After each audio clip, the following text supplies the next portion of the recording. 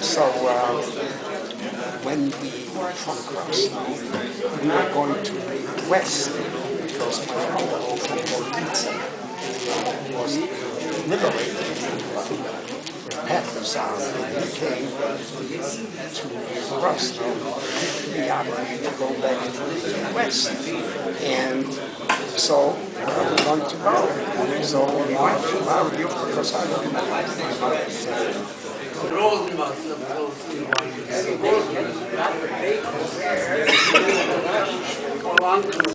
Of our program today and for the last few years, Sol Berger. Those of you who've come here regularly know who Sol is, and that he's a Holocaust survivor. And Sol is a mainstay of co-president of this synagogue.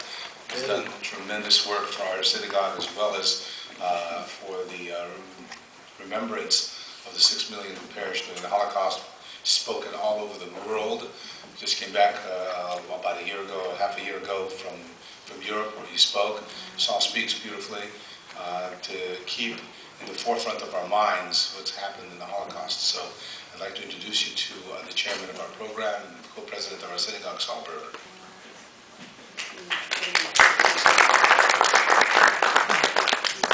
Good morning. Good morning, Sol. We are assembled here today to commemorate the 70th anniversary of Yom HaShoah, to remember and never to forget the 6 million innocent Jewish men, women and children who perished in the Holocaust. To start our program, Cantor Cohen will lead us in the Star Spangled Banner and the Hatikva. Please rise.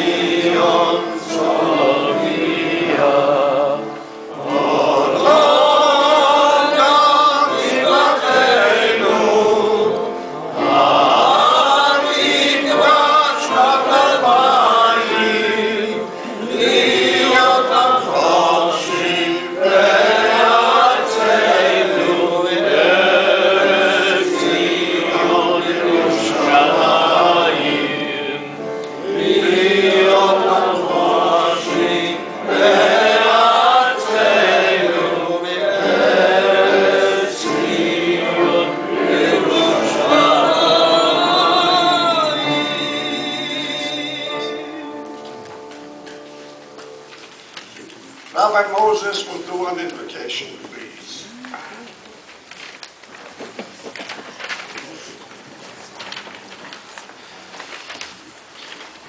Good morning, everybody. With permission of the Marat De'atra, of Bialywlos, the President Sol Berger, ladies and gentlemen and congregants.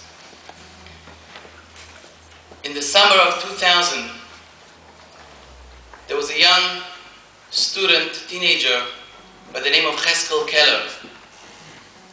And for his summer vacation, he decided to go and volunteer in the Washington Heights old age Jewish home. And part of his job was, every morning he had a routine to wake up the people, the men, to take them downstairs to Minyan to pray for services. And he used to go, knocking on the doors, helping them come down, and on his first day, getting familiar with the people on the second floor, he knocked on somebody's door, and it's the first time somebody was so rude to him. He was an older man who literally cursed at him and told him, "Don't bother me again." He's had people telling him, "I'm tired," apologized, but this was something very strange. So when he met him that afternoon in the lunchroom, he asked him, he said, "Is everything okay? Can I help you? Why were you that rude to me? Did I do anything wrong to you?" He says, "Come up to my room, let me show you." He takes up Cheskel, this teenager, to his room, and he says, "I'll tell you my story." He says, "When I was in Auschwitz, in the barracks, I came from a family from Poland, a very prominent family, and they were all wiped out and killed by the Nazis in Machshamam. Only me and my father was kept alive. And when I was a very young boy, it was before my bar mitzvah, I was with my father alone in the barracks, in the camps, and my father wanted that on the day of my bar mitzvah, I will put on tefillin. And he found out that in another barracks, not far, there's somebody, a Jew, who's hidden a pair of tefillin, and he said, in the morning when your bar mitzvah, I'm going to go and bring you these pair of tefillin to put on." And he gets up early, and he goes, and I see him from the window, running with a pair of tefillin. And on the way back, a Nazi came out from behind the tree and shot my father to death, he tells this boy. When they left, I ran and I took this tefillin to show everybody why my father died. He said to me, "Open this drawer." And in the drawer, I take out this old box, and there's a very old pair of tefillin there. He says, "You see this tefillin? This is why my father died. Don't bother me again to come to services." The young teenager Cheskel was so shocked, didn't know what to say, kept quiet and comforted him and left the room. A few days later, in the Minyan services for Shacharit in the morning, there was 9 people, and there was somebody who needed a Minyan because he had a yortzeit to say Kaddish. And Cheskel already went to all the rooms, and he got as many people as he could. And the only room he didn't knock in the door was this same old man.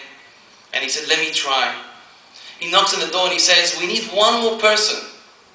I know I said I'm never going to bother you, but please, if you can come this only time, somebody has to say Kaddish." He says, "Are you ever going to bother me again?" He says, "No, because I'm going to come."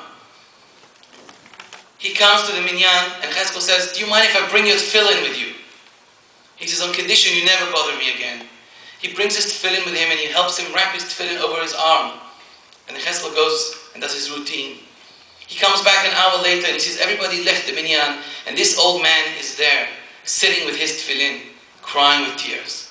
So Cheskel said to him, "What happened? Are you okay?" And he looks at his tefillin, and he says, "You don't understand. I've connected back to my father. I've missed him for so many years, and I feel the connection. He's come back to me. Please do me a favor. Wake me up every morning and take me to Minyan." And so for the next few weeks, every morning, he would wait for him by the elevator, and he would come downstairs and help him put on his tefillin. And he would go to Minyan. Until one morning, Cheskel goes to his room and sees nobody's there. The bed is empty. And he goes down to the station where the nurses are, the receptionist, and he says, "Where's this man gone?" And he said, "Yesterday afternoon he had a heart attack and he died in hospital."